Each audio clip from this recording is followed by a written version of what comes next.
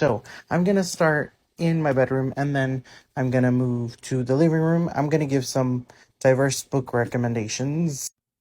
Here you go. Here's the diverse book recommendations.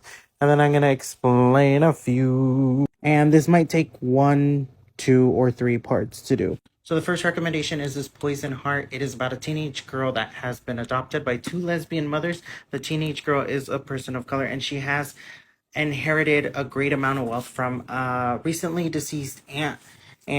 And she has inherited this estate that is a little creepy, and she ends up finding an apothecary in the estate, and people start coming to buy stuff from the apothecary. And as she's discovering stuff on this estate, she does discover a few unknown mysteries and a little bit of the weird side of her family.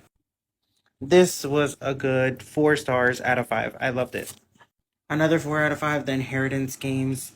You have an LGBTQ side character, and I'm pretty sure one of the Hawthorne brothers is a person of color or they're mixed race.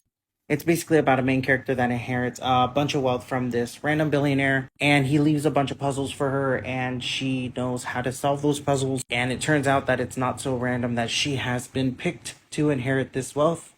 But since she has inherited this wealth, a lot of people have been left disinherited and they want to murder her.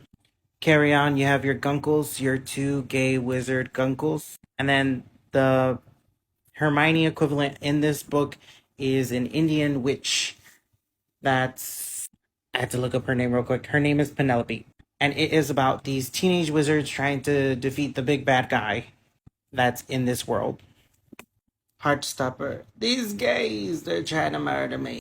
If you want a cute comic book to just read really quickly, this is a good comic book to read. The Netflix adaptation is pretty faithful, so if you do not want to read it, don't read it, go to the Netflix adaptation. But I do recommend reading these comics.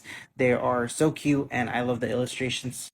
Darius the Great is not okay. This has a Persian main character who is the son of an immigrant, and he is also mixed.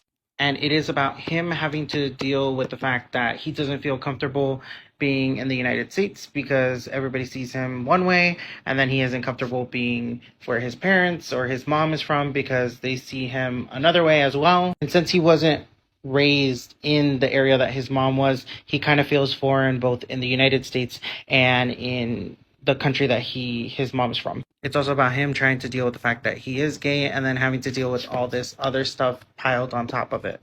And that was just part 1.